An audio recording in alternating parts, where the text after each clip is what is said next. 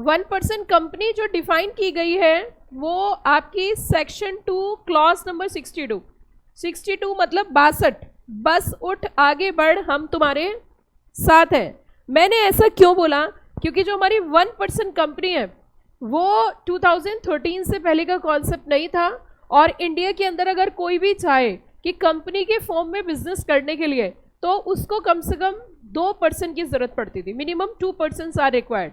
But if we are concerning about the 2013 act, a new concept is introduce, that is the OPC. लेकिन OPC actual में है क्या, वो जरा समझते हैं।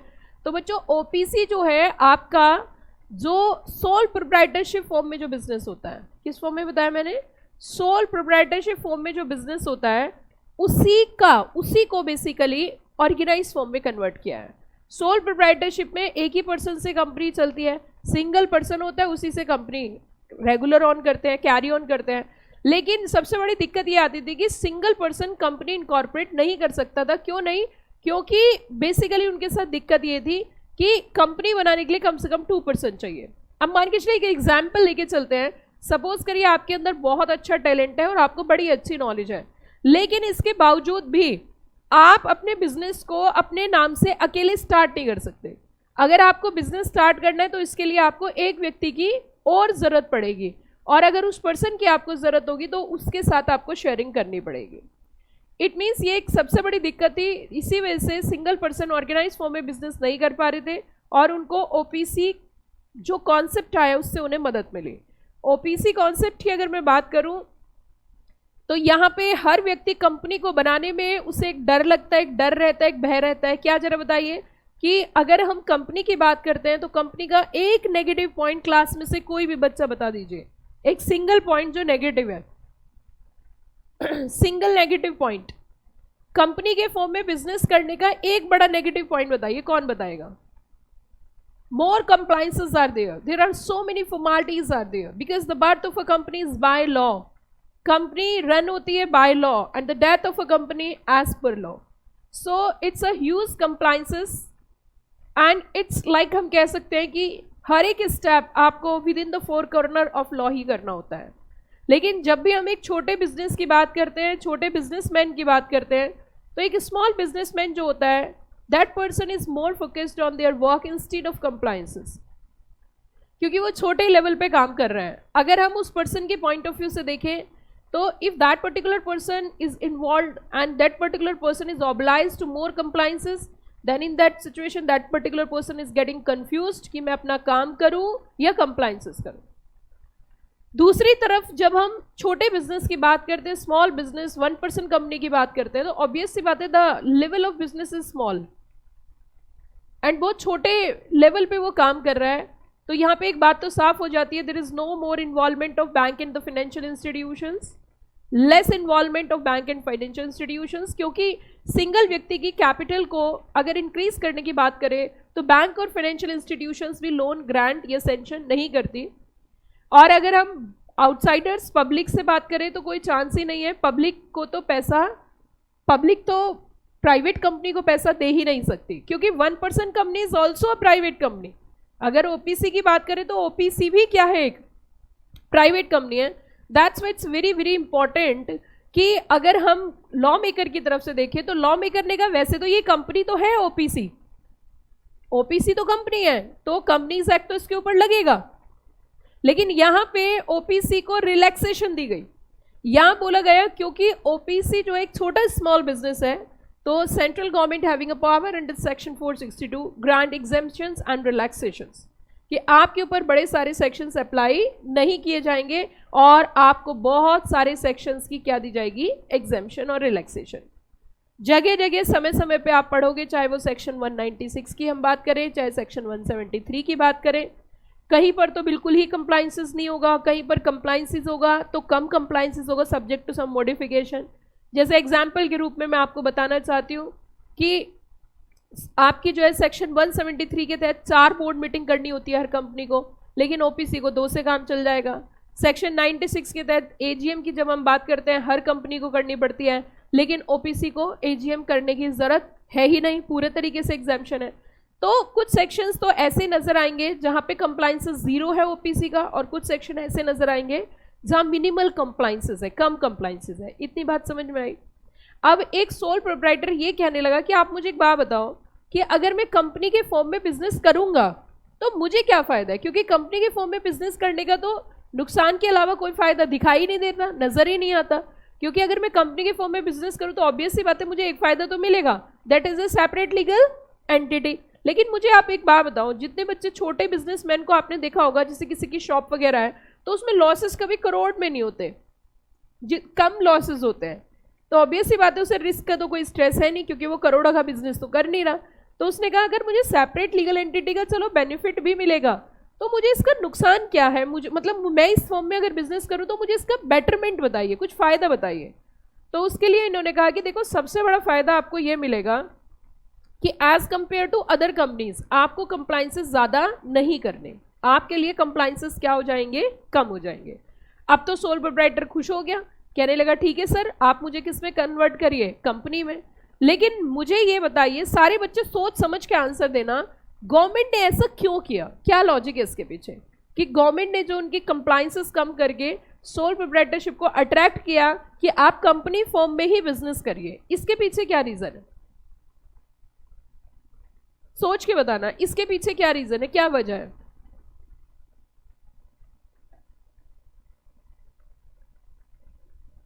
हाँ जी सोच के बताइए इसके पीछे की क्या वजह है। इसके पीछे की वजह यह है, मैं आपको एक छोटा सा एग्जाम्पल देती हूँ और उस एग्जाम्पल से समझने की कोशिश करना ओपीसी को। जैसे आपने देखा होगा घर पे छोटे बच्चे होते हैं, है ना, घर पे छोटे छोटे बच्चे होते हैं, तो घर पे जो छोटे छोटे बच्चे होते हैं उनको खिलाया जाता है, पिलाया जाता है, प्रोटेक्ट किया जाता है, हर तरीके से उन्हें बेनिफिट दिया जाता है। कभी आपने देखा 6-7 साल के बच्चे से ये बोला हो मदर ने, ओ बेटा जा तू जा बाहर नौकरी कर और पैसे कमा। मेरे क्वेश्चन के आंसर देना बस आप, क्या कभी ऐसा हुआ कि जा बेटा जा तू नौकरी कर बाहर और पैसे कमाना, क्या कभी ऐसा हुआ, क्यों बताइए ना क्यों। अच्छा जब वो छोटा होता है तो उसे बड़े सारे बेनिफिट्स मिलते हैं, कई बार वो छोटा बच्चा इतना बदतमीज होता है किसी को भी चाटा मार देता है, फिर भी बड़ा आदमी सोचता है अरे यार ये छोटा बच्चा है, ऐसे करके छोड़ देते हैं ना।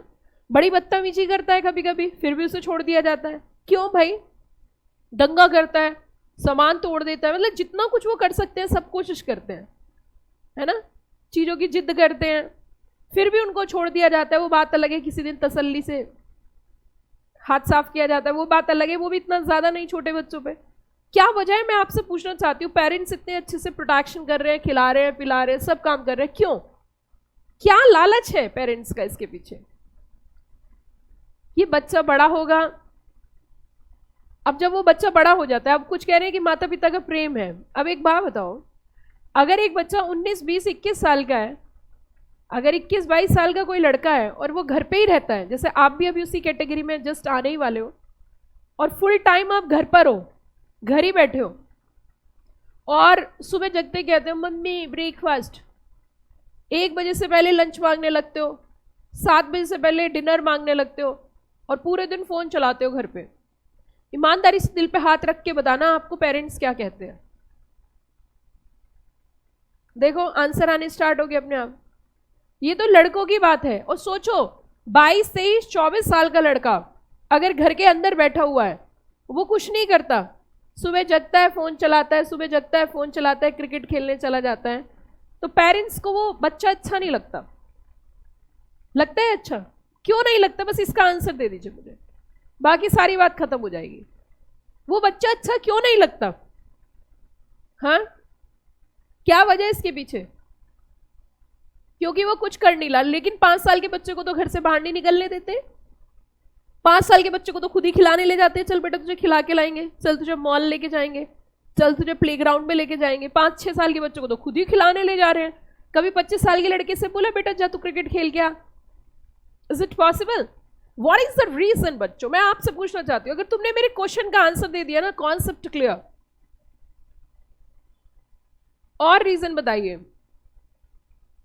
इसके पीछे की सबसे बड़ी वजह यह है कि जब बच्चा बड़ा हो जाता है तो बड़ा होने के बाद उससे एक्सपेक्टेशंस होती है कि वो बड़ा होगा, घर से बाहर जाएगा, नौकरी करेगा, पैसे कमाएगा, हमसे पैसे नहीं मांगेगा, हमें जरूरत होगी तो हमें भी पैसे ला के देगा। Come on please please keep quiet.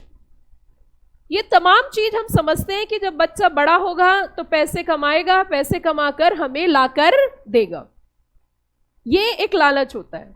इसीलिए उसे छोटे बच्चे को इतने लंबे समय तक झेला जाता है।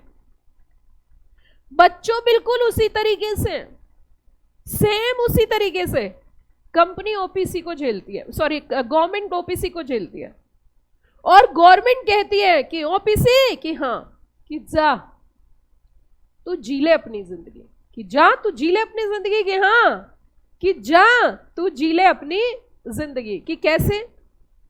कि जो नॉर्मल कंपनीज के लिए कंप्लायंसेस है वो तेरे लिए कंप्लायंसेस नहीं है। हमने कहा जी क्यों? कि क्योंकि तुम अभी छोटे हो, तुम अभी फोकस करो बिजनेस पर, instead of compliances you have to more focus on the business. लेकिन जब वो बच्चा बड़ा होगा तो वो पैसे कमाएगा, और पैसे कमाएगा तो टैक्स किसे देगा? गवर्नमेंट को। इसी वजह से छोटे बच्चे को बड़ा किया जाता है, इसी वजह से उसे ज्यादा से ज्यादा बेनिफिट्स दिए जाते हैं। क्या बोला मैंने? उसे ज्यादा से ज्यादा बेनिफिट्स दिए जाते हैं। यही लॉजिक है, यही रीजन है, यही कारण है। इसी वजह से उस छोटे बच्चे को बहुत सारे बेनिफिट्स मिलते हैं। That is the main reason, that is the logic. Clear? You all clear? क्या ये बात समझ में आ गई सब बच्चों को? अब यहां पे आप देखोगे the concept of OPC was recommended by the J Rani committee 2005। मैं आपको अगर इंटरनेशनल पॉइंट ऑफ व्यू से बात करूं तो OPC concept is already introduce in Singapore, in Malaysia, in US, in UK. चलो मुझे दुख नहीं हुआ, बिल्कुल दुख नहीं हुआ। यूएसए में कॉन्सेप्ट था, यूके में कॉन्सेप्ट था, जापान में कॉन्सेप्ट था, क्योंकि आप प्रोफेशनल में जब आओगे तो आपको कुछ इंटरनेशनल कंपनी लॉ कोड्स पढ़ाए जाते हैं फॉरेन कंट्रीज के प्रोफेशनल के अंदर। लेकिन बच्चों अगर हम बात करें, आप मुझे एक बात बताओ, सिंपल सी एक बात बताना कि दिक्कत कब हुई? आके दिक्कत हुई जब पाकिस्तान में हमसे पहले कॉन्सेप्ट था। मतलब हमारे यहाँ ये कॉन्सेप्ट नहीं था, इवन पाकिस्तान के अंदर भी ये कॉन्सेप्ट था। बताओ पाकिस्तान को कंपनी की क्या जरूरत पड़ी? वो बनाते हैं x bomb blast OPC private limited. मतलब वहां पे भी जो इतना संपन्न देश नहीं है, इसके बावजूद भी उनके यहाँ ओपीसी कॉन्सेप्ट है। बट इंडिया इतना अच्छा खासा संपन्न तो मैं नहीं कह सकती, बट हाईली डेवलपिंग कंट्री है, बदलता हुआ भारत है, और बुराई भी कैसे करें अपने देश की? तो हमारे देश को बहुत जरूरत है ऐसे बिजनेस की। That's why this concept is introduced in companies act 2013 and it defined under section 2 clause number 62। याद करने की बड़ी आसान टेक्निक है। सेक्शन 2 क्लॉज 62, 62, बस उठ आगे बढ़ हम तुम्हारे साथ हैं। क्या बोला मैंने? बस उठ आगे बढ़ हम तुम्हारे साथ हैं। तो क्या हो गया? 62। अब हमने ऐसा क्यों बोला कि हम तुम्हारे साथ हैं? हमने ऐसा इसलिए बोला बच्चों क्योंकि बस उठ आगे बढ़ हम तुम्हारे साथ है। कौन साथ है जरा बताना, आंसर दो फटाफट से। कौन साथ है? Government of India, central government उनके साथ है और उनको प्रमोट कर रही है कि it's better you have to more focus on business instead of compliances. Less low compliances are there as compare to normal company, less compliances are there. Got the point everybody? क्या इतनी बात समझ में आ गई बच्चों? अब देखो धीरे धीरे यहां पे ओपीसी का मेन ऑब्जेक्ट क्या था? What is the main aim of OPC? To provide a simpler legal framework for solo entrepreneurs और small business owners. Introduce to promote limited liability. अच्छा, फायदा क्या होगा? लाइबिलिटी क्या रहेगी? लिमिटेड, और कंप्लायंसेस क्या रहेंगे? मिनिमम। मिनिमम कंप्लायंसेस के साथ आपको आनंद मिलेगा लिमिटेड लाइबिलिटी का। मतलब कंप्लायंसेस कम, कंप्लायंसेस तो क्या है? कम है, और आपकी लाइबिलिटी क्या है? लिमिटेड। मतलब दोनों हाथों में लड्डू दिया जा रहा है इन्हें। कंप्लायंसेस भी कम है और लाइबिलिटी भी लिमिटेड है। कम नहीं, लिमिटेड है ना। उसके बाद देखिए, अब यहाँ पे थोड़ा धीरे धीरे स्टेप बाय स्टेप चलेंगे। मैं आपसे पूछना चाहती हूँ, मेरे क्वेश्चन का आंसर देना, क्या ओपीसी भी एक प्राइवेट कंपनी है? क्या ओपीसी भी एक private company? Answer is yes, OPC भी एक प्राइवेट कंपनी ही है। ओपीसी भी प्राइवेट कंपनी के फॉर्म में बिजनेस कर रही है, लेकिन ओपीसी के पास कुछ यूनिक फीचर्स है। ओपीसी भी एक प्राइवेट कंपनी है, लेकिन ओपीसी के पास कुछ यूनिक फीचर्स है, जैसे कि नॉर्मल प्राइवेट कंपनी चलाने के लिए कम से कम 2 मेंबर्स चाहिए, ओपीसी चलाने के लिए 1 मेंबर चाहिए। नॉर्मल कंपनी को चलाने के लिए कितने डायरेक्टर चाहिए, जल्दी बताओ कितने डायरेक्टर चाहिए, 2, और ओपीसी के लिए 1। ठीक है, और ओपीसी की एक खास बात होती है कि जब भी कंपनी का नाम लिखा जाता है तो उसके लास्ट में लिखा जाता है x OPC private limited, bracket में ओपीसी वर्ड जरूर यूज होता है, उससे पहचान हो जाती है कि ओपीसी है। और नॉर्मल कंपनी के केस में ओपीसी वर्ड का इस्तेमाल नहीं होता है। अब देखिए इधर सुनो, यहाँ पे देखोगे define OPC as a company only 1 person as a member, सिर्फ एक ही person as a member work करता है। मैं आपसे पूछना चाहती हूँ क्या मेंबर एक से ज्यादा हो सकते हैं? हाँ जी बच्चों बताओ जल्दी से, क्या मेंबर एक से ज्यादा हो सकते हैं? Answer is no. ये बात हमेशा ध्यान रखना, ओपीसी के केस में मेंबर एक था, एक है और हमेशा हमेशा एक ही रहेगा। अगर हम बात करें OPC can be incorporated by single person as a private company, और यहाँ पे कुछ स्पेशल प्रोविजंस ऐसे हैं जो इनके ऊपर अप्लाई नहीं किए जाते।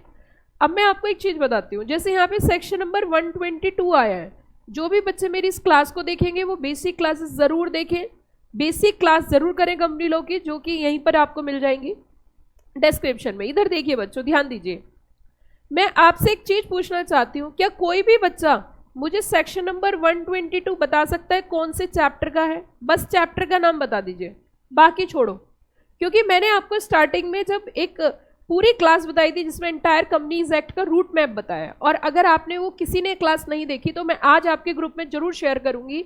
वो चैप्टर नहीं है, वो सिलेबस नहीं है, लेकिन कंपनी लोगों को शुरू करने से पहले बेसिक क्लास है, तो एक बार प्लीज वो जरूर देखना, उसे स्किप मत करना, ठीक है। अब देखो मैं आपको बता देती हूँ, सेक्शन 96 से लेके 122 तक जनरल मीटिंग के सेक्शन है, और 122 जो है वो जनरल मीटिंग का ही सेक्शन है लास्ट, ठीक है बच्चों। लास्ट सेक्शन किसका है? 122 का। तो आपको बेसिकली करना क्या है, अब ये सुनो, ये जो 122 वाला जो सेक्शन है बच्चों, इसकी ये ओपीसी के लिए डेडिकेटेड है। अब मैं आपसे कुछ क्वेश्चन पूछती हूँ, मुझे जरा आंसर बताना, मैं जो जो क्वेश्चन पूछूं उसका आंसर बताना। बेसिक पढ़ा रही हूँ ओपीसी के बारे में।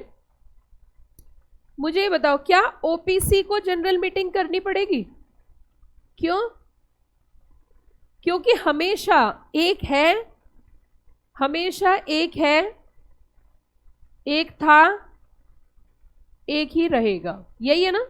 एक था, एक है, हमेशा एक ही रहेगा। अच्छा एक बात बताओ, क्या ओपीसी को बोर्ड मीटिंग करनी पड़ सकती है? बोलो जल्दी से, क्या ओपीसी बोर्ड मीटिंग कर सकती है? Answer is yes, OPC board meeting कर सकती है। कब?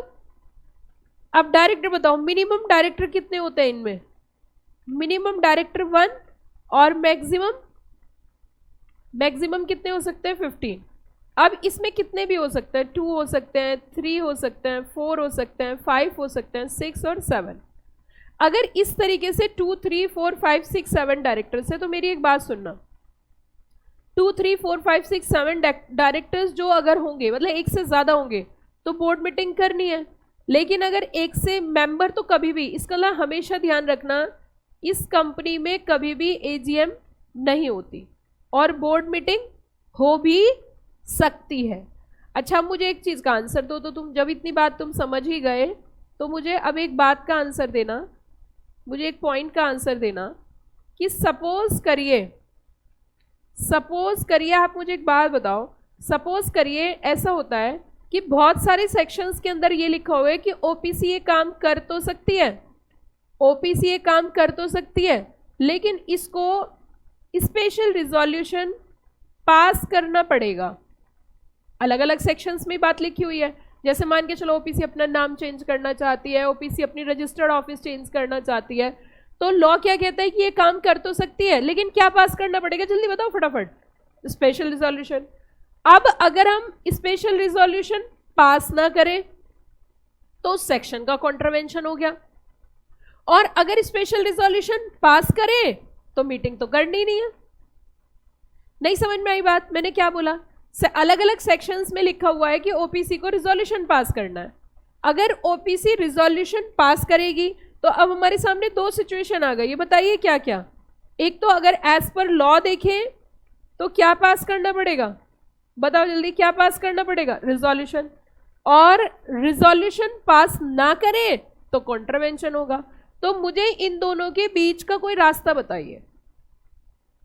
अलग अलग से, अब ये हर सेक्शन में तो ये नहीं लिख सकते ओपीसी के लिए नहीं है, ये ओपीसी के लिए नहीं है, वहां तो लिखा जाएगा एवरी कंपनी। अगर कंपनी को रजिस्टर्ड ऑफिस चेंज करना है, कंपनी को अपना नेम चेंज करना है, एक्सेट्रा एक्सेट्रा। बताओ जल्दी से फटाफट बोलो ना। बीच का रास्ता है सेक्शन 122, हमेशा ध्यान रखना। अब आगे तक कौन सा सेक्शन है? 122। इसीलिए कंपनी लॉ जैसे पेपर को या किसी भी लॉ को हम एक लॉ पढ़ के नहीं पढ़ा सकते। आप देखोगे जब बीच बीच में सेक्शंस आएंगे तो अदर एक्ट्स की कनेक्टिविटी होगी, और अदर एक्ट्स की कनेक्टिविटी तभी बन सकती है जब आप सारे सब्जेक्ट सही तरीके से पढ़ते हो। ये जरूरी नहीं है कि अगर हम ओपीसी पढ़ रहे हैं तो उसमें लिंकिंग सेक्शन 122 आ गया, ओपीसी से डायरेक्टली कनेक्टेड है। मैं दिखाऊंगी अभी आपको। तो बीच का रास्ता मैंने क्या बताया, कौन सा सेक्शन आ जाएगा जरा बताना? Section number 122। अब 122 क्या कहता है? 122 में एक बात लिखी हुई है, हालांकि आप अभी बिल्कुल नए बच्चे हो, लेकिन फिर भी मैं आपको एक चीज दिखाना चाहती हूं। आप जरा देखना,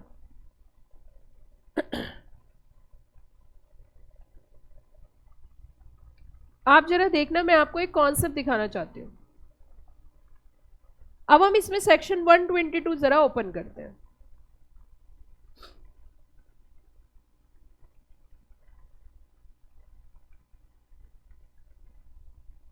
ये पूरा सेक्शन डिजाइन किया है सिर्फ ओपीसी के लिए।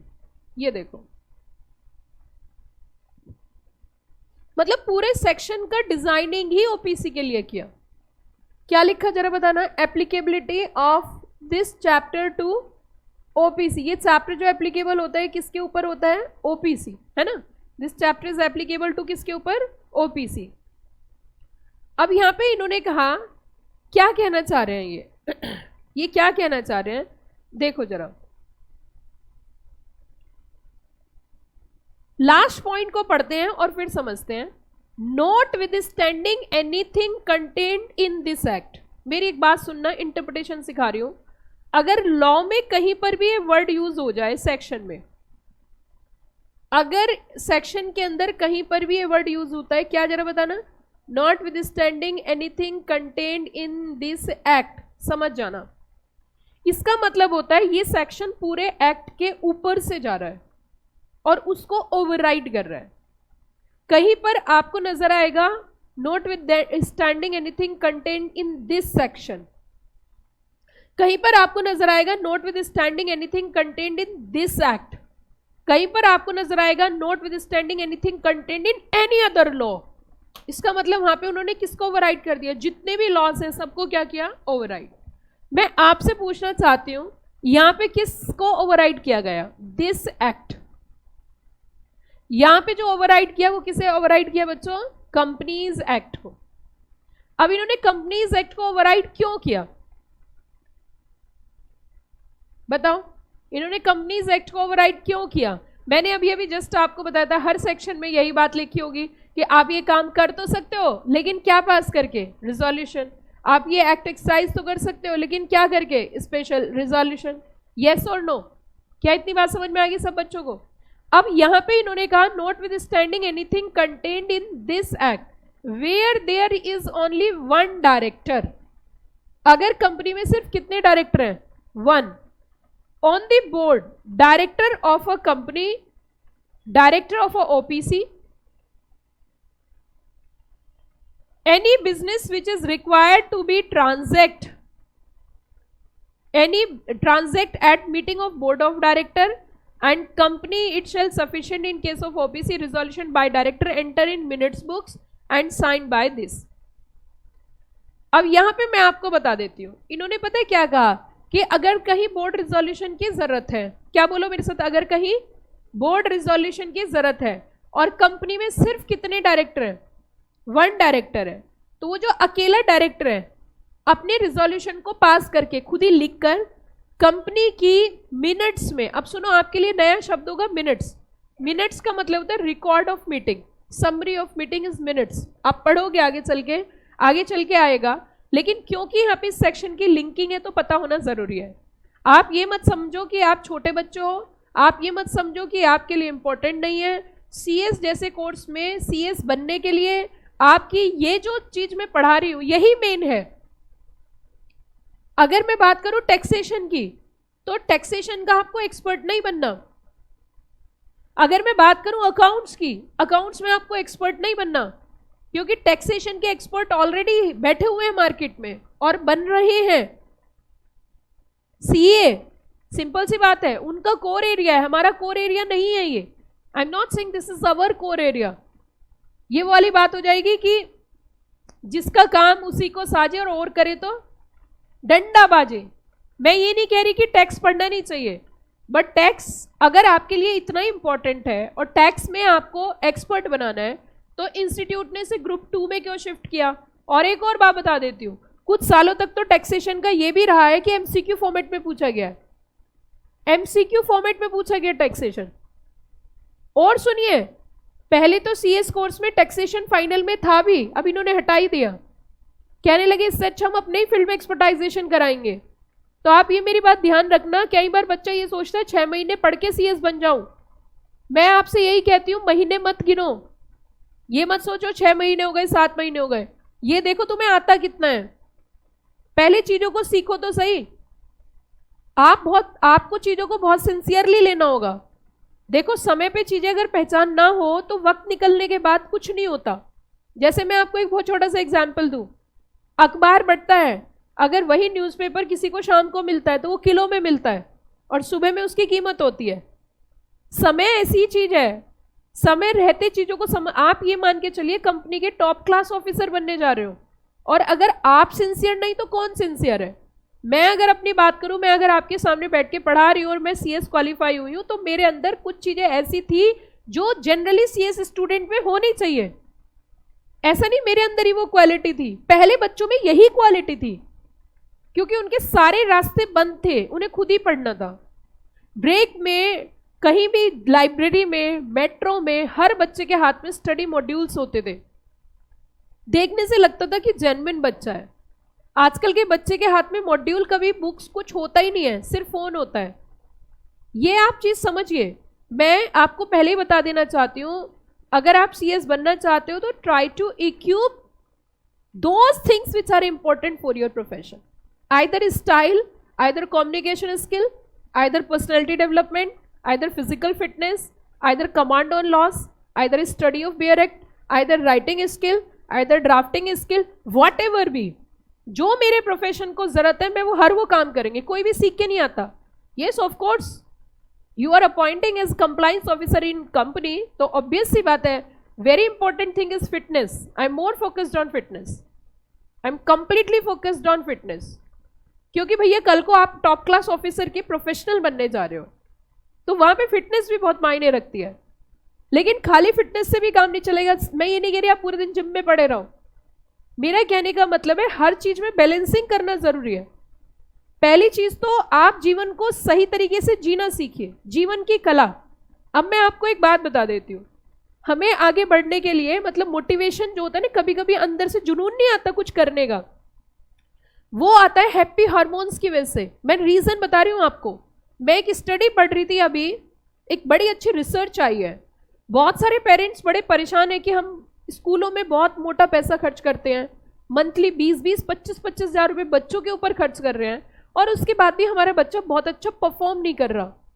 मैं आपसे कहना चाहती हूँ, आप यहाँ पे 20-25 हज़ार रुपये महीना खर्च नहीं कर रहे, लेकिन जो चीज़ मैं आपको बता रही हूँ, अगर आपने अपनी ज़िंदगी में इस चीज़ को उतार लिया तो ये बात फैक्ट है कि आप इंसान बन जाओगे।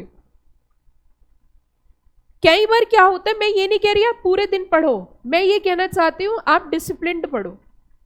Discipline in life play a very important role.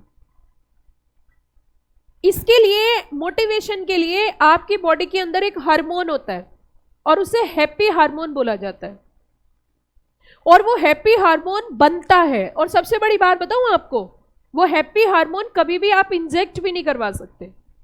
वो हैप्पी हार्मोन आपका कहां से बनता है, वो आपका गट से स्टार्ट होता है और आपके ब्रेन में जाता है, वो हमारे ब्रेन में होता है वो।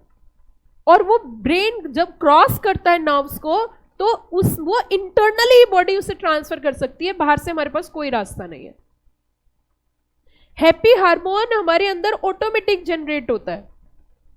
वो कई सारी चीजों से जनरेट होता है, जिसे हम डोपामाइन बोलते हैं। बेसिकली आप पढ़ सकते हो इसके बारे में। वो डोपामाइन बनता है, और वो बनता कैसे है? अब फिर आप कहोगे मैं ऐसे बोल रहे हो, उसका एक लाइफ डिसिप्लिन होता है।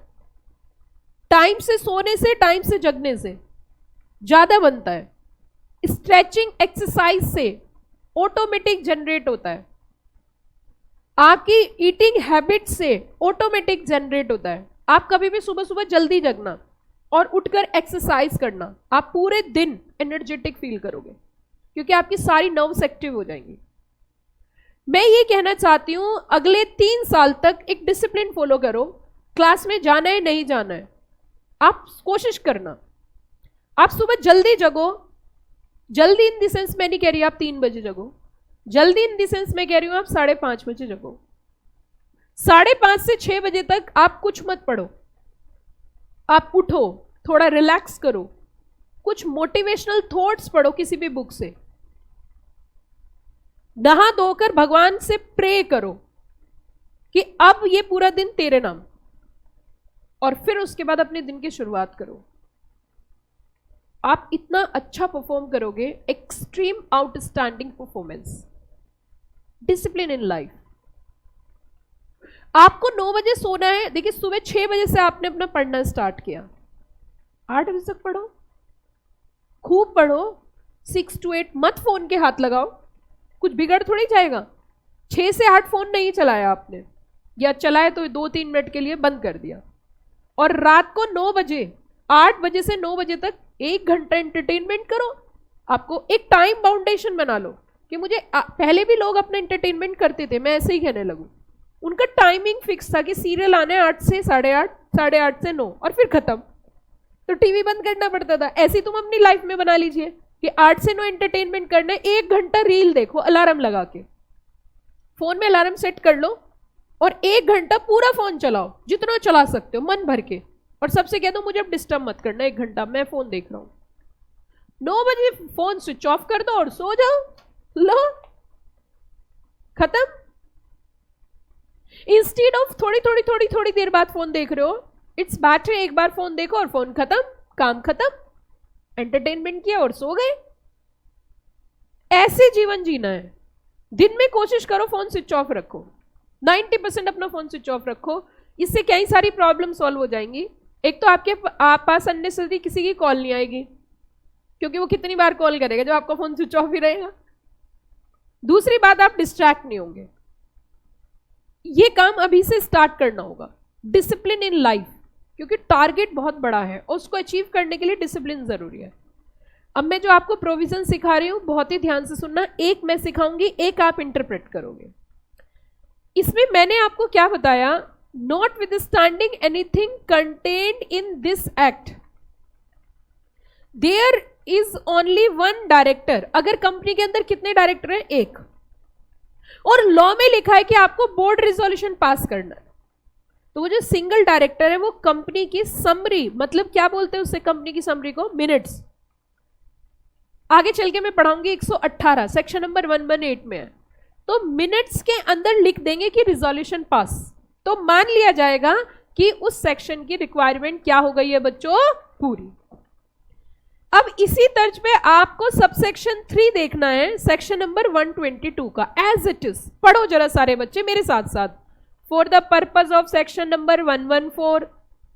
अब कई बच्चों को तो यही नहीं पता कि सेक्शन 114 में क्या है, क्योंकि अभी उन्होंने अपनी पढ़ना ही स्टार्ट किया। मैं बताती हूँ, 114 में ORSR है, तो अगर कहीं पर रिक्वायरमेंट है ORSR पास करने की, तो आगे पढ़िए, देखिए। Any business in which is required to be transacted, कहां पर, बोलो जल्दी से, कहां पर?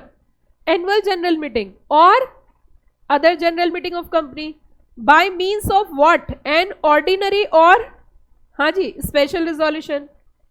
It shall be sufficient, it shall be sufficient in case of OPC, the resolution is communicated by member to company, entered in minutes books, जो कि कहां मेंटेन होती है? 118 में, sign and dating by member. और ये लाइन पढ़िए जरा, shall be deemed to be the date of meeting for all the purpose under this act.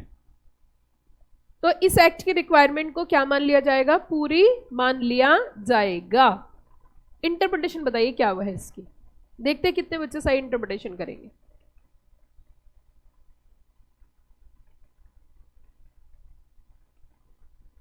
Interpretation करके बताइए।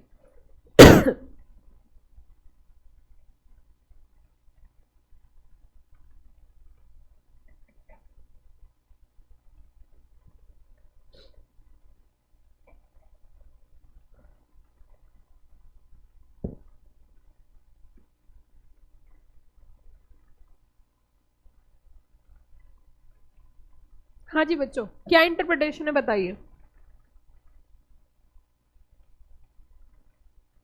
Anybody having any idea? कोई तो बताओ क्लास में। मैं बताती हूँ आपको। अभी मैंने बोर्ड मीटिंग के लिए क्या कहा था, अगर एक डायरेक्टर है तो वो अपनी मिनट्स बुक में लिख देगा, मान लिया जाएगा। बिल्कुल यही इसमें लिखा है कि आपका जो सिंगल मेंबर है वो रिजोल्यूशन जो है मिनट्स में एंटर करा देगा और रिक्वायरमेंट पूरी मान ली जाएगी। बस वही तो है, सेम एज इट इज।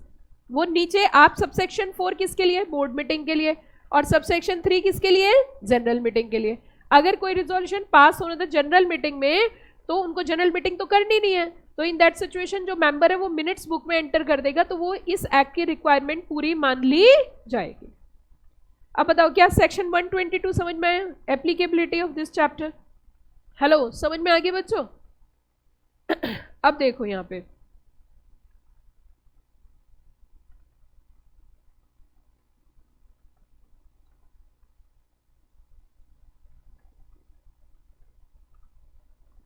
यहां मैंने एक सेक्शन लिंक किया था आपको, सेक्शन नंबर 122। एक्चुअली ओपीसी जब हम पढ़ेंगे तो इसमें जो कनेक्टेड सेक्शंस है वो पिक्चर में आएंगे, लेकिन कॉन्सेप्ट बेसिक में है। हालांकि ये बेसिक है, लेकिन जो बात की कॉन्सेप्ट है वो मैं आपस में क्या कर रही हूँ? इंटरलिंक। अब आगे कहते हैं सेक्शन 173। ये मैं बताती हूँ 173 आप आगे चल के पढ़ोगे, बोर्ड मीटिंग का है। 10 बार मैं रिपीट करूंगी बोर्ड मीटिंग पढ़ाने से पहले कि सेक्शन 173 बोर्ड मीटिंग का है। कौन सा सेक्शन? 173 किसका है? बोर्ड मीटिंग है। जोर से बोले 173 किसका है? 173 किसका है? 173 किसका है? Board meeting. ठीक है, तो अब मैंने अभी अभी स्टार्टिंग में आते ये बात बोली थी कि सेंट्रल गवर्नमेंट के पास 2 तरीके की पावर होती है। कौन से सेक्शन में? Under section 462। कंपनीज एक्ट के अंदर एक सेक्शन है 462। यहां पर सेंट्रल गवर्नमेंट के पास पावर है कि सेंट्रल गवर्नमेंट चाहे तो कंपनी या कंपनीज को सेक्शन की या सेक्शन में कुछ चेंज करके modification of some section, relaxation, exemption दे सकती है। ये पावर किसकी है? सेंट्रल गवर्नमेंट की। अब जैसे मैं आपको एक सेक्शन दिखाऊं, सेक्शन नंबर 173, आप मुझे आंसर बताना। सेक्शन 173 के तहत हर कंपनी को, बोलो मेरे साथ, सेक्शन 173 के तहत, बोलिए जोर से बोलिए, सेक्शन 173 के तहत हर कंपनी को हर साल कम से कम 4 बोर्ड मीटिंग करनी है।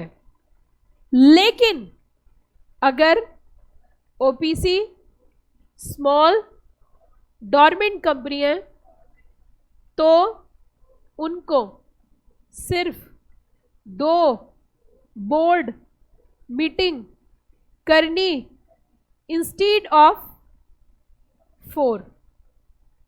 अब बताओ इसका मतलब क्या हुआ? कि नॉर्मल कंपनीज को साल में कितनी मीटिंग करनी है कमाल, और ओपीसी को, डॉर्मेंट को, स्मॉल को, फिर से बोलो, नॉर्मल कंपनी को कितनी बोर्ड मीटिंग करनी कमान, ओपीसी को, स्मॉल को, और आपकी जो है डॉर्मेंट कंपनी को। ठीक है, it means OPC are exempted from regular board meeting if there is only 1 director. अब इसने तो एक और बात बोल दी कि अगर कंपनी में सिर्फ एक ही डायरेक्टर है, कितने डायरेक्टर चलो बताना, तो बोर्ड मीटिंग करनी ही नहीं है। क्यों भैया बताओ? क्योंकि मैं अकेला डायरेक्टर कंपनी का, मुझे बोर्ड मीटिंग करनी है। हाँ जी, board meeting, resolution pass, resolution pass, resolve. अब ऐसी स्थिति में क्या होगा? आपने देखा होगा कुछ लोग ऐसे होते हैं अकेले अकेले बोलते हैं। देखा है किसी बच्चे ने ऐसा जो अकेले अकेले बोलते हैं? कौन बोलता है बताओ? आपके घर में कोई बोलता है ऐसे अकेले अकेले? कौन? आप तो नहीं बोलती? कौन बोलता है?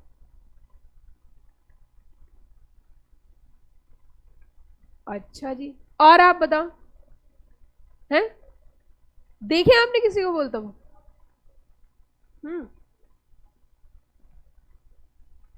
और पीछे किसी बच्चे ने अकेले अकेले बोलते हुए लोग देखे अपने आप से बातें करते हुए? ये भी करती है क्या? उम्र से पहले ही सिंबल नजर आ रहा है। एज एक्चुअली ये सिंबल जो अपने आप से बातें करने का होता है वो डीम कर लेते हैं। अच्छा तूने मुझे बोला, क्यों बोला था ना, मैं इस बार जवाब दूंगी, बहुत खराब है ना। मैंने भी ऐसा देखा था, मेरी दादी जी बातें करती थी कभी कभी, self talk. This is a symbol of self talk. और सेल्फ टॉक तब होती है जब हमारा माइंड से कंट्रोल थोड़ा लूज होता है या हम थोड़े स्ट्रेस में होते हैं। स्ट्रेस भी एक सबसे बड़ी वजह है। और वैसे स्ट्रेस, कितने बच्चे कहते हैं कि स्ट्रेस लेना चाहिए? मैम हमें तो स्ट्रेस का मतलब ही नहीं पता। अच्छी बात है, नहीं पता, लेकिन सुनिए, स्ट्रेस लिया नहीं जाता, स्ट्रेस हो जाता है। और स्ट्रेस कब होता है ये भी सुन लीजिए। मैं बताती हूँ आपको स्ट्रेस किस दिन होगा। 25th of August and the year is 2026। और सुनो, 25th of August year is 2026। मैंने क्यों बताई 25 अगस्त की बात? 25th of August क्यों बोला? स्ट्रेस हो जाता है भाई। गर्मी के मौसम में ठंड लगने लगती है और ठंड के मौसम में गर्मी लगने लगती है। ठीक है, ऐसे आता है स्ट्रेस। लेकिन एक चीज मैं आपको बताना चाहती हूँ कि स्ट्रेस ज्यादातर, बहुत ज्यादा स्ट्रेस पता है किससे होता है? बहुत एक्सट्रीम स्ट्रेस जो ज्यादा पैसे वाले लोग होते हैं। कम पैसे वालों को थोड़ा कम स्ट्रेस होता है, क्योंकि वो स्ट्रेस लेना ही नहीं चाहता। किस चीज में स्ट्रेस ले? तो इसीलिए ध्यान देना। मैं भी जब स्टूडेंट थी तो ऑब्वियस सी बात है, मैं क्या टेंशन है तुम्हें? कुछ नहीं है, सुबह जगना, खाना पीना और क्लास चले जाना। लेकिन अगर हम अपनी बात करें तो मुझे अब भी कोई टेंशन नहीं है, अब भी मुझे खाना पीना और पढ़ाना ही है। स्ट्रेस लेने से होना भी कुछ नहीं है। अब मेरी बात सुनिए, ध्यान दीजिए। अगर हम बात करें यहाँ पे ओपीसी की, तो ओपीसी में मुझे जल्दी जल्दी बताना, क्या ओपीसी में 4 में ओट मीटिंग होंगी या 2? जोर से बोलिए, 4 या 2? Small company, dormant company, normal company. Okay, क्या ओपीसी को जनरल मीटिंग करनी है? कभी भी नहीं करनी। क्या ओपीसी में एक से अधिक डायरेक्टर हो सकते हैं? मैक्सिमम 15 हो सकते हैं, 16 हो सकते हैं, हो सकते हैं 15 से ज्यादा भी हो सकते हैं भाई। लेकिन अभी नहीं बताना, पैसे कम दिए तुमने। आगे चल के आएगा कॉन्सेप्ट, 15 से ज्यादा भी डायरेक्टर हो सकते हैं। अब मेरी बात सुनना बच्चों ध्यान से, प्लीज ध्यान देना कॉन्सेप्ट पे। आपके कंपनीज एक्ट के अंदर फाइनेंशियल स्टेटमेंट्स हैं। क्या बताया मैंने? Financial statement. जानते हो कौन से सेक्शन के अंदर डिफाइन है? Financial statement is defined under section 2 clause number 40। ठीक है, और मैं अब 4 सेक्शन एक साथ याद कराऊंगी, ध्यान देना। कंपनीज एक्ट को, कंपनी लॉ के पेपर को पास करने के लिए 7 इंपॉर्टेंट टिप्स हमें पता होना जरूरी है। देखिए आज आपने वो वीडियो नहीं देखी। कंपनी लॉ में एग्जामिशन स्कोर करने के लिए 7 इंपॉर्टेंट टिप्स होना जरूरी है। टिप नंबर 1 इसमें आता है कि आपको इंटरप्रिटेशन आनी चाहिए। टिप नंबर 2 आता है आपको लिखना आना चाहिए। टिप नंबर 3 आता है आपको कम से कम कंपनीज एक्ट के 35 सेक्शन याद होने चाहिए। कितने बोले मैंने जरा बताना? 35 सेक्शन। 35 सेक्शन में से 25 सेक्शन मैं आपको क्लास में याद करा दूंगी, जो आपके टिप्स पे ही होंगे। 10 सेक्शन और आपको करने हैं, 25 सेक्शन यही याद हो जाएंगे, 10 और याद करने हैं। ठीक है बच्चों, अब देखो ध्यान दो जरा मेरी बात पे। आप एक चीज मेरी सुन लेना, मैं आपको बार बार इसीलिए मोटिवेट कर रही हूं कि पता है, अगर सिर्फ आपको खींचने की जरूरत है एग्जीक्यूटिव से, जैसे सीएस की 3 स्टेजेस हैं। ईटी आपने क्लियर कर लिया and you comes out in through the executive. Executive से एक बार तुम निकल गए ना बाहर तो तुम सीएस पक्का बनोगे। एग्जीक्यूटिव ही सब कुछ है। और जब हमें पता है हमारा टारगेट बड़ा होता है तो टारगेट के हिसाब से हमें लड़ाई लड़नी चाहिए। मैं अगर कारगिल के युद्ध की बात करूं तो पहले महीने हमारे देश की फौज ने हार का सामना करा था पाकिस्तान से। बिल्कुल यही स्थिति हमारी भी है। जिस प्रोफेशन में आप हो ना, उसमें भी स्थिति वही है। जब हमारे देश के अंदर कारगिल का युद्ध हुआ था, पाकिस्तान ने हमारे देश पे कब्जा कर लिया था, टाइगर हिल को अपने कब्जे में ले लिया था, क्योंकि हमने उनसे समझौता कर लिया था। हम प्यार मोहब्बत में आ गए थे, लेकिन उन्होंने पीछे से छुरा घोंपा था। सर्दियों के मौसम में हमारे जवान नीचे उतर गए थे और इसी का फायदा उठाते हुए उन्होंने उसको घेराबंदी कर ली थी, अपने कब्जे में एरिया ले लिया था। तो उस टाइम पे अटल बिहारी वाजपेयी जी हमारे देश के प्रधानमंत्री थे। तो अटल बिहारी वाजपेयी जी को जब ये पता चला, दोबारा से पोस्ट खुली और हमारे सैनिक उस पोस्ट पे पहुंचना चाहे, तो उन्हें तो पता चल गया, तो कब्जे में ले लिया। तो ऐसी स्थिति में अटल बिहारी वाजपेयी जी से बात बोली गई कि यूएनओ में कि आप एक बार हमारी बात सुनो। अटल बिहारी वाजपेयी जी ने एक बात बोली थी कि बात सुनेंगे बाद में, पहले अपना एरिया लेंगे कब्जे में, तुम्हारी बात की बात होगी। और उन्होंने ऐलान कर दिया था कि अब यहाँ पे मकसद है सिर्फ और सिर्फ युद्ध, और युद्ध के अलावा there is no alternative option. हमारे देश के सामने एक बहुत बड़ी चुनौती थी। पहली चुनौती, हमारे देश की फौज उतनी वेल प्रिपेयर्ड नहीं थी लड़ाई के लिए, और दूसरी चुनौती जो पाकिस्तान की फौज थी वो ऊपर थी और इंडिया की फौज नीचे थी। तो एक महीने तक, तो जब हम कारगिल की युद्ध की लड़ाई कर रहे थे और जब हमारे सैनिक जा रहे थे वहां पे, तो एक महीने तक तो हमें हार का ही सामना करना पड़ा। आप समझ सकते हो किसी देश में अगर एक महीना युद्ध चल रहा है कितनी बड़ी बात है। 25-25, 26-26 साल के नौजवान बच्चे जो कि आर्मी में कैप्टन है, आर्मी के ऑफिसर्स हैं, उनकी डेथ हो रही थी। सब जवान थे, क्योंकि वहां पे जवान को ही भेजा जा रहा था, पहाड़ की चढ़ाई करनी थी, हथियार भी साथ में लेना था और साथ में अपना जो भी खाने पीने का आइटम है वो भी। तो बच्चों वो क्या करते थे, जैसे जैसे ऊपर चढ़ते थे तो वो ऊपर से फायरिंग कर देते थे, क्योंकि उनको तो साफ नजर आ रहा है, वो तो ऊपर बैठे हैं, उन्हें तो सिर्फ शूट करना है। हमें तो ऊपर चढ़ना भी है और अपने आप को प्रोटेक्ट भी करना है। जितनी भी चढ़ाई होती थी सिर्फ रात में होती थी, दिन में तो कहीं चढ़ ही नहीं पाते थे। कभी कभी तो उन्होंने ऐसा भी किया कि हमारी फौज की पूरी गाड़ी जा रही है, कहीं से सामान लेके जा रहे हैं, फौजी जा रहे हैं, ऊपर से बम फेंक दिया, ऐसा भी किया गया है। लेकिन अगर हम ये हार मान लेते कि यार ये तो बहुत ऊंचाई पे बैठे हुए हैं पाकिस्तान वाले, एक काम करते हैं थोड़ा एरिया उन्हें ही दे देते हैं, क्या बिगड़ जाएगा, कुछ एरिया उन्हीं के पास रह लेगा तो क्या हो जाएगा। लेकिन हमने हार नहीं मानी। बिल्कुल ऐसी आईसीएसआई आपके ऊपर बैठी है और आपको वो युद्ध लड़ना है, आपको वो लड़ाई लड़नी है। ये मेरी बात ध्यान रखना और आपको शायद याद भी आएगी। लड़ाई इतनी मुश्किल है कि ऊपर इंस्टीट्यूट बैठी हुई है, नीचे आप हो, जैसे जैसे ऊपर चढ़ते हो फिर नीचे गिर जाते हो। सीएस का कोर्स एग्जीक्यूटिव स्पेशली, बिल्कुल आपने बचपन में सांप सीढ़ी का एक गेम खेला होगा। सांप सीढ़ी का जब गेम जरूर खेला होगा आपने लूडो में, तो उसमें क्या होता है कि या तो हम सीधा 100 पे जाते हैं, 99 वाला सांप हमें डस लेता है और हम 10 पे पहुंच जाते हैं।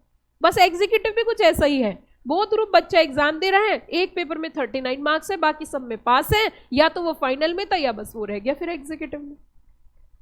अब देखो कई बार कुछ लोग बोलते हैं कि कोर्स में ना लक काम नहीं करता, लेकिन मैं ये विश्वास करती हूं कि दोनों चीजें एक साथ चलना जरूरी है। इसमें आपका हार्डवर्क तो काम करेगा ही करेगा, लेकिन लक भी काम करेगा। मैंने कुछ बच्चे ऐसे देखे बहुत हार्डवर्किंग थे लेकिन फिर भी सक्सेसफुल नहीं हो पाए, है ना, बहुत हार्डवर्किंग थे लेकिन सक्सेसफुल नहीं हो पाए। दो चीजें आपको साइमल्टेनियसली साथ चलेंगी, एक आपकी हार्डवर्क होगा और दूसरा आपका गुड लक होगा। अब गुड लक तो आप कह रहे होंगे कि मैं मेहनत से ही बनता, नहीं, आपके तरीकों से भी गुड लक बनता है, इंसान के वे ऑफ बिहेविंग से भी गुड लक बनता है। ये मैं आपको सबको बताना चाह रही हूं। अगर एज ए स्टूडेंट आप अपनी चीजें खुद नहीं करते, ये मैं बहुत बड़ी बात बता रही हूं आपको, क्योंकि जब जब मुझे समय मिलता है मैं 2-3 सब्जेक्ट के बारे में बहुत स्टडी करती हूँ। One is naturopathy and second one is self discipline. जो बच्चे होते हैं ना, आपके जो बिहेवियर्स होते हैं उनसे भी गुड लक बनता है। जैसे कुछ बच्चों को आपने चलते हुए देखा होगा, वो चप्पल घसीट के चलते हैं ऐसे, वो बैड लक होता है, आप बैड लक की तरफ जा रहे हो। दूसरी चीज, जो बच्चे सुबह जगते ही अपने ब्लैंकेट्स, अपनी बेडशीट, अपना बेड क्लीन नहीं करते, वो भी बैड लक की तरफ जाते हैं। तीसरी इंपॉर्टेंट बात सुन लो ध्यान से सारे बच्चे, तीसरी इंपॉर्टेंट बात, एज ए स्टूडेंट अगर कोई बच्चा 9 बजे तक सो रहा है बेड पर, यह भी बैड लक की तरफ ले जाता है। चौथी चीज, अगर एज ए स्टूडेंट 18-19 साल की उम्र में आप अपने काम स्वयं नहीं कर पा रहे, यह भी बैड लक की तरफ ले जाता है। पांचवी चीज, एज ए स्टूडेंट आप घंटों घंटों फोन चला रहे हो, 2-2 3-3 घंटे फोन चला रहे हो, ये भी बेड लक की तरफ ले जाता है। छठी चीज, जिन फंक्शन में बीकॉम वाले बच्चे जा रहे हैं उन फंक्शंस में आप भी जा रहे हो। जितनी शादियां आपके मम्मी पापा अटेंड कर रहे हैं उससे ज्यादा आप अटेंड कर रहे हो, ये भी बेड लक की तरफ ले जाता है। और लास्ट पॉइंट, जब हमारी जर्नी उल्टी होती है तो भी बेड लक की तरफ जाते हैं। उल्टी जर्नी कैसे कि हमारा एक जीवन का सिद्धांत है कि हम पहले पढ़ेंगे, फिर हम जॉब में सेटल होंगे, फिर हमारी शादी होगी। बच्चा उल्टा चलता है, पहले शादी करेंगे, फिर पढ़ेंगे, फिर जॉब लगेगी। ये भी एक उल्टा पाथ है। मतलब पहले कैरियर सेटल करना होता है, फिर शादी करनी होती है। लेकिन आपको मैं बता देती हूँ, शादी करने के बाद जितने झमेले होते हैं ना, आप शादी जो है ना, आपने सुना होगा दोनों क्या बोलते हैं उसे कि खाए तो भी पछता है, ना खाए तो भी पछता है। लेकिन मैं इसके अपोजिट हूँ। शादी एक बहुत ब्यूटीफुल मोमेंट होता है और उसके बाद लाइफ उससे भी ज्यादा ब्यूटीफुल होती है। अब आप बोलोगे किसी पति पत्नी में सुबह से शाम तक लड़ाई बचती है तो वो तो कहेंगे यार जिंदगी बेकार है, लेकिन ये सब गलत है। लाइफ बहुत ब्यूटीफुल होती है प्रोवाइडेड आपका पार्टनर अगर आपका सही है तो, और आप भी अगर सही हो तो एक और एक कितने हो जाते हैं? 2 हो जाते हैं, प्रोवाइडेड अगर सिमेट्री अच्छी है तो। लेकिन एक चीज सुनिए, ध्यान दीजिए, मैं क्या बताना चाह रही हूं। You are doing a professional course, after qualifying CS there is no time limit on working hours. ये चीज ध्यान रखना। आप अगर अभी से ही चीजें सही लेकर चलोगे, टाइमली चीजें करोगे, टाइम से पढ़ोगे, सेल्फ डिसिप्लिन में रहोगे, इंडिपेंडेंट रहोगे, तो आगे जीवन बहुत अच्छा होगा। If you are not living independently, it gives a negative impact on your profession and personal life. Are you got the point everybody? अब मेरी बात सुनो, जल्दी जल्दी बताना, आपके माइंड में चीजें जाएंगी। मैंने आपको 4 सेक्शन एक साथ याद कराऊंगी, सुनना ध्यान से। 4 सेक्शन एक साथ याद करेंगे। Section number 2 clause number 40, section number 2 clause number 41, section 2 clause 42। सुनना ध्यान से। कंपनी सेक्रेटरी, लाइन याद रखना, company secretary financial statement prepare करके फाइनेंशियल ईयर में फॉरेन कंपनी बनाते हैं। क्या बोला मैंने, फिर से बताओ। Company secretary financial statement prepare करके फाइनेंशियल ईयर में फॉरेन कंपनी बनाते हैं। फिर से बोलो जल्दी जल्दी, yes come on. Company secretary financial statement prepare करके फाइनेंशियल ईयर में फॉरेन कंपनी बनाते हैं। कितने सेक्शन हो गए? 3, 40, 41 और 42। इससे पहले मैं बता देती हूँ, इससे पहले मैंने कुछ इसी तर्ज पे आपको मैंने कहा ना 25 सेक्शन तो क्लास के दौरान मैं लर्न करा दूंगी टिप्स पे, ऑन टिप्स। अब इससे पहले सुनो जरा, इससे पहले मैंने आपको याद करवाया था सेक्शन 68, 69, 70 और 71। कैसे याद किया था जरा बताना। प्राइवेट कंपनी के प्रमोटर प्रोस्पेक्टस इशू करके क्या बनाते हैं? Public company. Clear, all clear. Private company के प्रमोटर क्या इशू करके? प्रोस्पेक्टस। क्या बनाते हैं? Public company. अब मैं जो आपको सिखाने चाह रही हूं जरा वो सुनो। सेक्शन नंबर 2 क्लॉज नंबर 40 में क्या डिफाइन है? जल्दी जल्दी बताओ, जोर से बोलो क्या डिफाइन है। आवाज नहीं आई, जोर से बोलिए। Financial statement. फाइनेंशियल स्टेटमेंट में आता है आपका balance sheet, profit and loss account, cash flow statement और change in equity if applicable. मतलब फाइनेंशियल स्टेटमेंट में आपका कैश फ्लो भी आता है। कैश फ्लो आपने सुना है, आपके लिए सुना है cash flow statement. What I mean by the cash flow, देखो जो क्लास आप आज ले रहे हो ना, जिस दिन आप एग्जाम देने जाओगे उस दिन भी याद रहेगी, क्योंकि एग्जाम में क्वेश्चंस जो हम लिखते हैं ना वो सुनी हुई बातें हमें याद रहती हैं। मैं आपसे पूछना चाहती हूँ, क्या कैश फ्लो स्टेटमेंट के अंदर हमारे कैश के इन और आउट फ्लोज की इंफॉर्मेशन होती है? पैसा कितना आया और पैसा कितना गया, इन और आउट क्या होता है जरा बताना। इन और आउट, इन कितना हो रहा है और आउट कितना हो रहा है, that is to be mention in the cash flow statement. अब मैं आपसे एक बात पूछना चाहती हूँ, 1% कंपनी है तो उसमें इन और आउट का क्या रह जाएगा? ना तो इन का पता है और ना ही आउट का पता है। तो इसीलिए लॉ ने रिक्वायरमेंट बोली है कि जब ओपीसी अपने फाइनेंशियल स्टेटमेंट प्रिपेयर करेगी तो उसको साथ में कैश फ्लो स्टेटमेंट बनाने की जरूरत नहीं है। क्यों नहीं है जरा बताना, हेलो क्यों नहीं है? मैं क्वेश्चन कराऊंगी अभी क्लास में आपसे, इसीलिए ध्यान से सुनो। क्यों नहीं है जरूरत? क्योंकि ओपीसी में जनरली बहुत ज्यादा एक्सट्रीम लेवल पर इन और आउट का फ्लो नहीं है। क्लियर या ऑल क्लियर? अब चलो इधर देखो जरा, यहां देखिए जरा इधर, exemption from cash flow statement. क्या वजह है इसके पीछे? इससे रिड्यूस हो जाते हैं क्या, compliances load on small companies, मतलब स्मॉल कंपनीज पे बहुत ज्यादा लोड नहीं रहता है। नॉमिनी रिक्वायरमेंट, मैंने आपको मेमोरेंडम ऑफ एसोसिएशन एक स्टोरी के फॉर्म में सुनाया था, MOA मेमोरेंडम ऑफ एसोसिएशन मैंने एक स्टोरी के रूप में आपको सुनाया था। अगर आपको शायद याद हो कि मेमोरी की एक स्टोरी होती है। क्या स्टोरी होती है? तू नाम वाम की चिंता मत कर। क्या बोले मैंने, फिर से बताइए, तू नाम वाम की चिंता मत कर, उस जगह पहुंच, बोलो मेरे साथ, उस, आवाज नहीं जोर से बोलिए, उस, तेरा उद्देश्य क्लियर होना चाहिए, बोलिए मेरे साथ, तेरा उद्देश्य, अगर तेरे ऊपर, जोर से बोलो, अगर तेरे ऊपर, और जोर से बोलो, अगर तेरे ऊपर कोई मुसीबत आई तो मेरे पास पूंजी की कोई कमी नहीं है, मैं अकेला रहा तो मैं तेरे साथ रहूंगा, तो मैं तेरे साथ रहूंगा। अब ये बताइए फटाफट, कम ऑन, सबसे पहला नाम वाम की चिंता मत कर, कौन सा क्लॉज है? जोर से बोलना है बच्चों, कौन सा क्लॉज है? आवाज नहीं सुन रहा, नहीं मुझे, जोर से बोलिए कौन सा क्लॉज है, जोर से बोलिए कौन सा क्लॉज है? ओके, तेरा उद्देश्य क्लियर होना चाहिए, कौन सा क्लॉज है? ऐसे नहीं बोलना, जोर से बोलिए कौन सा क्लॉज है? ओके, मेरे तेरे ऊपर मुसीबत बोले तो कौन सा क्लॉज है? Liability clause. कौन सा क्लॉज है?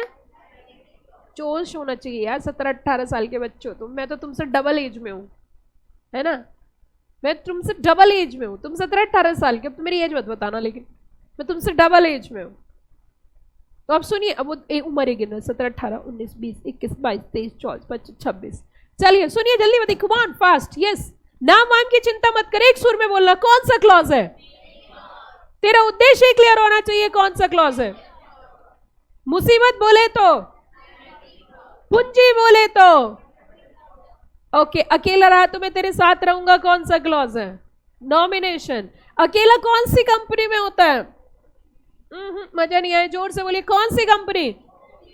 कौन सी कंपनी? कौन सी कंपनी? ओपीसी।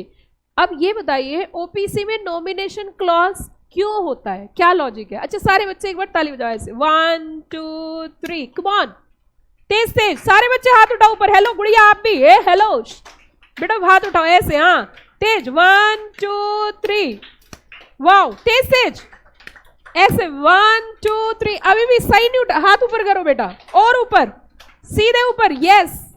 जो नहीं ऐसे कर रहे हैं ना, वो सीएस भी ऐसे ही बनेंगे, जो ऐसे वो जल्दी बनेंगे, यस। पीछे वाले बच्चे हाथ उठाओ ऊपर, wow very good, Tej Tej, 1 2 3, come on, 1 2 3, तेज तेज बच्चों।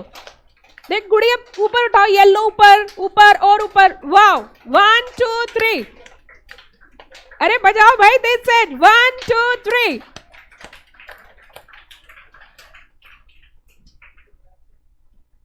मतलब आज के डेट में दिक्कत क्या है, बच्चों के साथ दिक्कत क्या है? कुछ एनर्जी सी आई बॉडी में?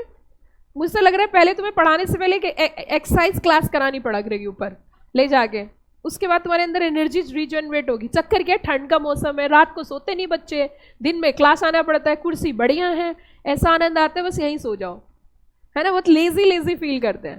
प्लीज इधर सुनिए, ध्यान दीजिए प्लीज प्लीज। अब इधर देखो, अगर हम बात करें नॉमिनी की, तो नॉमिनेशन क्लॉज क्यों होता है?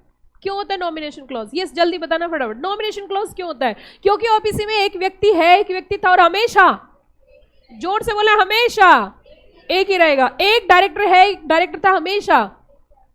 भैंस उड़ा दी तुमने, मैं कह रही ना, उड़ा दी भैंस, बहुत बढ़िया, ठीक है। अब मैं फिर से बोल रही हूँ, आप मेरा आंसर देना जरा, मैं क्वेश्चन बोलूंगी, आप आंसर बोलोगे मेरे साथ, ओके। ओपीसी कंपनी में एक मेंबर है, एक मेंबर था, और हमेशा। ओपीसी में एक डायरेक्टर है, एक था, हमेशा। क्योंकि डायरेक्टर एक से कितने हो सकते हैं? ओपीसी को कभी भी एनुअल जनरल मीटिंग करने की जरूरत, ओपीसी को कभी भी बोर्ड मीटिंग करने की जरूरत, फिर भैंस उड़ा दी, ये चक्कर है भैया, ऐसा मैंने बोला ही नहीं। ओपीसी में बोर्ड मीटिंग हो भी सकती है और नहीं भी हो सकती। कब नहीं होती, कमॉन, कब नहीं होती? एक डायरेक्टर तो बोर्ड मीटिंग भाई और बहनों करने की जरूरत, और एक से ज्यादा है तो करनी पड़ेगी। ठीक है, एक कंपनी को साल में कम से कम कितनी बोर्ड मीटिंग करनी है, जिससे पूछो वही बताएगा। आप बताइए गुड़िया, लास्ट में। हाँ, मैं एक टॉर्च रखा करूंगी अब पीछे से। हाँ बताइए बेटा, एक कंपनी को साल में कितनी बोर्ड मीटिंग करनी है? डंडा लाना, फीटा कहाँ है मेरा? फीटा रखा करूंगी अब एक। मैं सुबह से ओपीसी पढ़ा रही, मैंने और कोई सी कंपनी पढ़ाया ही नहीं, दुख मुझे इस चीज का। मैंने पूछा है ओपीसी में कितनी बोर्ड मीटिंग कर रही, कह रही मैम कौन सी कंपनी। दुख इसी चीज का है बस। भैया मेरी बात सुनो, मेरी बात सुनो सारे बच्चे, प्लीज एक चीज पे ध्यान दो, मेरी बात ध्यान दो।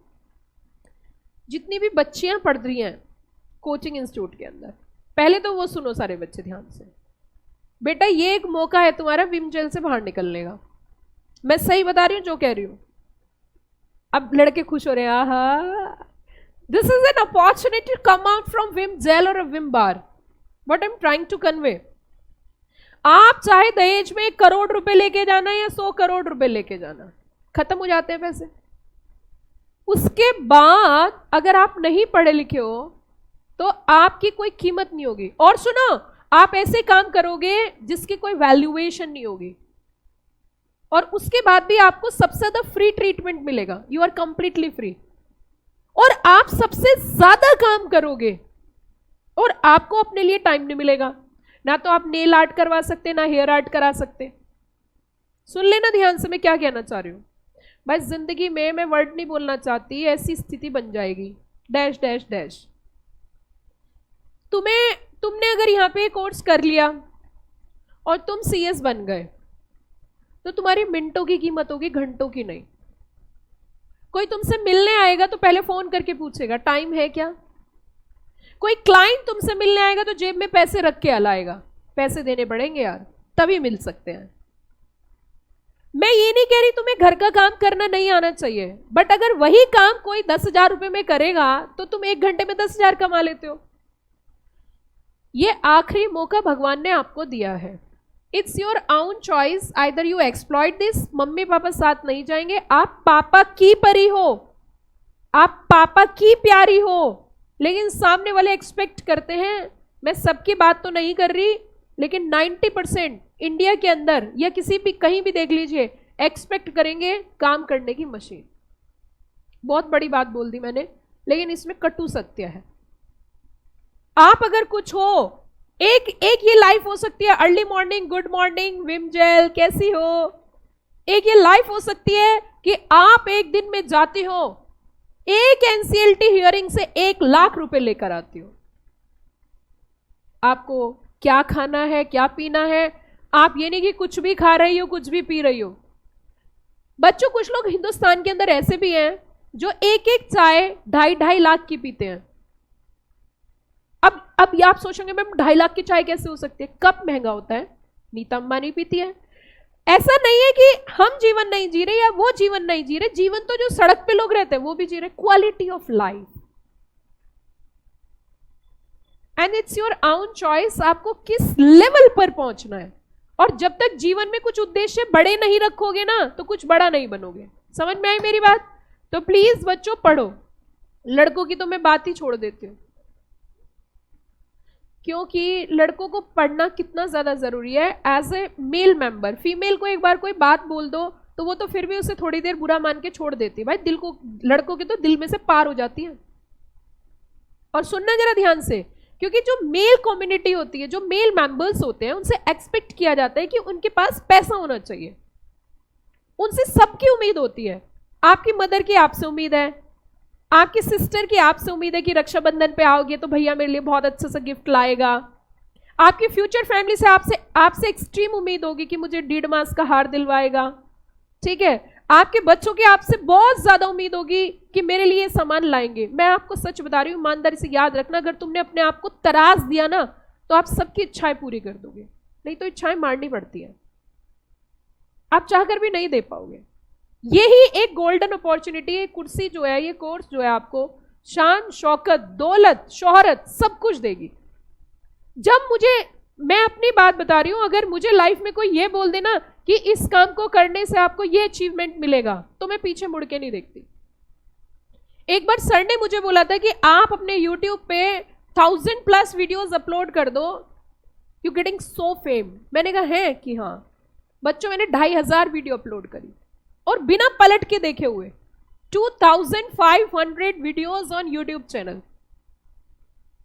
तो मैं आपसे ये नहीं कहना चाह रही कि आप ऐसे रहो, लेकिन लाइफ में कोई एस्पिरेशंस, कोई एम, कोई अपनी डिग्निटी के लिए काम करना होता है।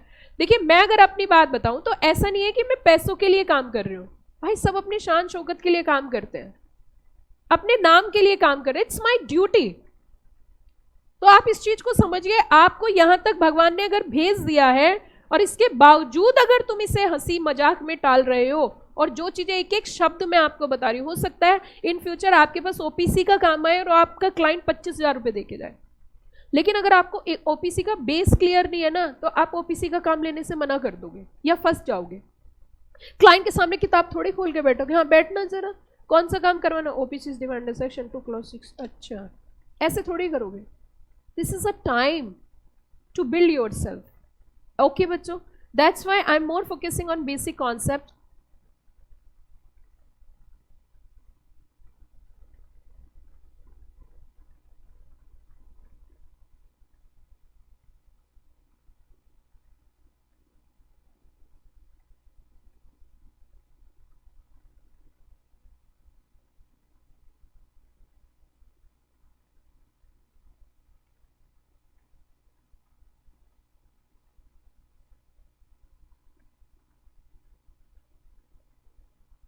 जी बच्चों, प्लीज कीप क्वाइट। अब मेरी बात ध्यान से सुनना सारे बच्चे प्लीज। नॉमिनी रिक्वायरमेंट की बात करें, क्योंकि ओपीसी सिंगल पर्सन कंपनी होती है, तो कभी भी उसके मेंबर की अगर डेथ हो जाती है तो इन दैट सिचुएशन एक पर्सन और होना चाहिए जो उसकी जगह मेंबर ट्रीट हो जाए, and that name is nominee. Nominee की रिटन कंसेंट होनी चाहिए इन केस ऑफ डेथ और इनकैपेसिटी, और ये किसको फाइल किया जाता है बच्चों, ROC। नेम फॉर्मेट बताइए कैसे होगा, इस तरीके से ओपीसी लिखी जाती है, solar nest OPC private limited. Annual return. अब यहाँ पे एक चीज और सुनो, हमारे यहाँ पे कंपनीज एक्ट में एक सेक्शन है 92, आगे चल के आएगा। सेक्शन 92 के, प्लीज नो टॉकिंग, सेक्शन 92 के तहत एनुअल रिटर्न साइन की जाती है।